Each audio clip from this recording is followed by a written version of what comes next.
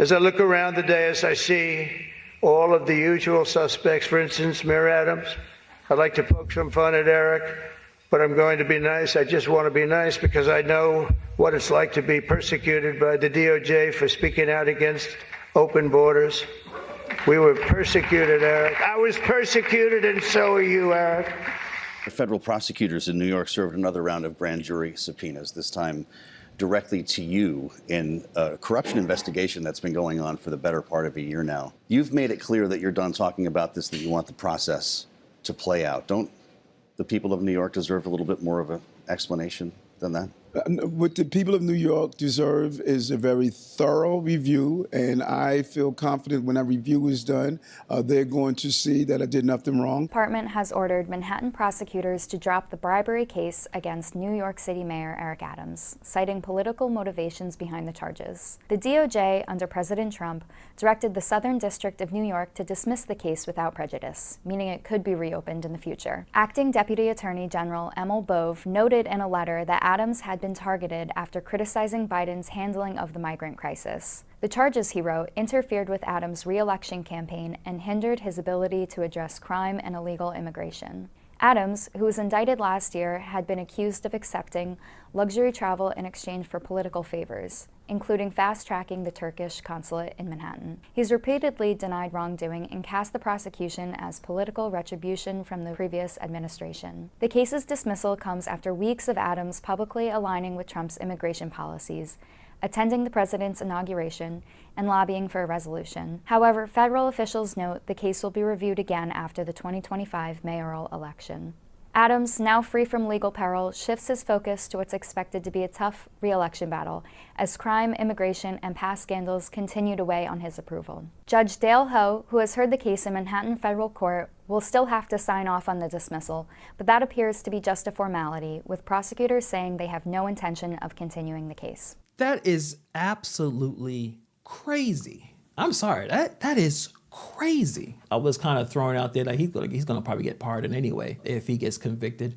But you would think maybe Trump wouldn't touch this situation. But the problem, at least with this, in my opinion, right? The feds had a pretty strong case against Mayor Eric Adams. And I will agree, at least with the assertion that they're saying Eric Adams probably pissed off someone in the federal department. He definitely was very, very vocal against the migrant crisis and targeting Biden, right? We're getting 10,000 migrants a month. This is going to come to a neighborhood near you. Well, we're here. We're here. We're getting no support on this national crisis. And we're receiving no support. And let me tell you something, I don't see an ending to this. I don't see an ending to this. This issue will destroy New York City. Destroy New York City. Let's not forget, he was cool with this before it got crazy. See, when the buses started to come from Texas, from the Governor Abbott, before Eric Adams wasn't against the migrants. He was like, come on in, we're a sanctuary city. It took him about a few weeks or a couple of months, and all of a sudden he realized it was a problem, and he was very, very vocal about it. So it's possible that that was some issues there, but the allegations was pretty serious. Adams was accused of bribery, wire fraud, soliciting illegal foreign campaign contributions, talking about the Turkish situation, and him pressuring the NYC Fire Department to approve a new Turkish building without proper inspection. And the problem is the evidence. And if you saw it, and maybe I need to put the indictment somewhere. Maybe I'll put it on a Patreon. It's free to join on Patreon. I think I can upload documents. But if you read that indictment, there were text messages and emails. Investigators reportedly had records showing Adams personally intervened in the approval process of this building. Eric Adams, the defendant, also accepted valuable travel and hospitality benefits for himself and his companions during their time in Turkey. For example, during his stay in Istanbul during the July and August 2017 trip, the Adams relative and the Adams liaison accepted a heavily discounted stay at the St. Regis Istanbul arranged by the promoter. The St. Regis Istanbul is owned by the businesswoman who sought to ingratiate herself with Adams. Adams stayed in the Bentley suite, portions, which is depicted here. Let's look at some pictures. I think they have this spot here. Now it's black and white, but I'm assuming it's all in color when you walk in the room. I'm just kidding. But it looks really nice. I mean, I wonder how much money it costs to have that kind of room. It looks pretty nice. I mean, look at this. It's the bathroom. That's a rapper's bathroom right there, like a Diddy bathroom. No Diddy. And it says right here, although booking the Bentley suite for 2 nights would have cost approximately $7,000, $3,500 a night, Adams paid less than $600. What is the percentage discount he got from that? Hold on a second. I'm terrible with math, but give me a second here. So as you see here, Homeboy got a 91.43%, over 90% discount. The Adams staffer also agreed to speak to FBI agents and falsely denied the criminal conduct of herself and Adams, among others. At one point during her voluntary interview, the Adams staffer excused herself to the bathroom while there deleted the encrypted messaging applications she had used to communicate with Adams, the promoter, the Turkish official, and the airline manager, and others. You could not mess with the feds, man. They find everything. Like, you cannot listen, Eric Adams is screwed. I mean, I've read enough, but let's continue. On November 6, 2023, FBI agents executed a search warrant for the electronic devices used by Eric Adams, the defendant. Although Adams was carrying several electronic devices, including 2 cell phones, he was not carrying his personal cell phone, which is the device he used to communicate about the conduct described in this indictment. When Adams produced his personal cell phone the next day in response to the subpoena, it was locked, such that the device required a password to open. Adams claimed that after he learned about the investigation into his conduct, he changed the password on November 5th, 2024, and increased the complexity of his password from 4 digits to 6. Adams had done this, he claimed, to prevent members of his staff from inadvertently or intentionally deleting the contents of his phone because, according to Adams, he wished to preserve the context of his phone due to the investigation.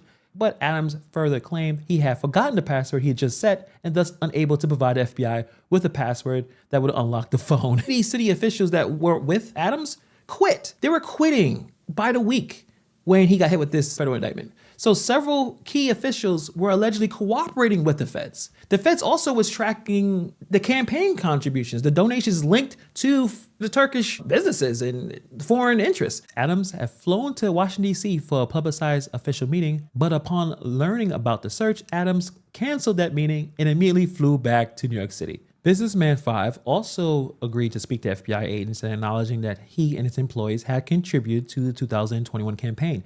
Businessman 5 further acknowledged that he had spoken with the Turkish official about his construction company's fundraiser for the 2021 campaign.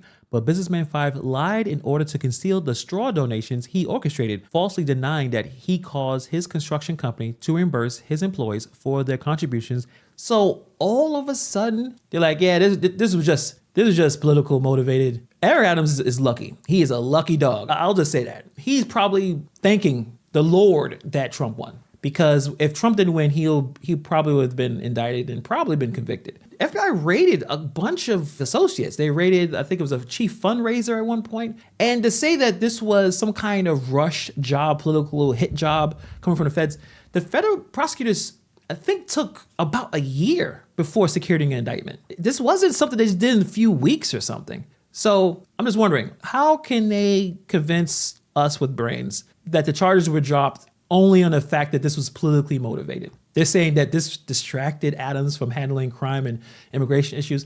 Yeah, if you take money, you take kickbacks, like, yeah, it'll distract anyone from anything. You probably can't enjoy your favorite basketball game because you've been indicted by the feds. So I don't know. Now they're saying that the charges were dismissed without prejudice, meaning the case could be reopened in the future. I guess if Trump loses and Adams still around, I don't know. The evidence was pretty strong, and I don't see how he was able to get away with this one. But, you know, he was at the right time at the right place. He was able to be very, very critical of Biden and what Biden was doing. Trump won. Adams didn't necessarily say anything negative about Trump. I believe Adams may have been a Republican at one point. So he was able to get away with this. He was able to kind of skate by, to be honest. And also, what Adams have been accused of, or the indictment put in, this I'm sure a lot of the politicians do. So I'm not saying Adams is the only one that ever did this. Of course they all take kickbacks from foreign entities and domestic. They all do it. It was just Adam must have pissed someone off at the DOJ for them to go after him. He was vocal against Biden before any of this stuff started to happen. So I'll give him that. He's not like at one point he was 100% in and he was out. He was critical at the earlier juncture because especially during the summertime, there were too many people coming in and the shelters were packed and crime was getting high and they had the gang situation. The subways were getting out of control. There was too many people coming into one of the most expensive places to live on earth. And now you have to take care of everybody. I'm sure you guys may have seen the news. FEMA was paying the migrants to stay in $700 a night hotels. It's extremely expensive to take care of people. And Adams kind of knew that early on. He was like, this is going to destroy New York City. I've made videos about this. So it's crazy. It is absolutely crazy.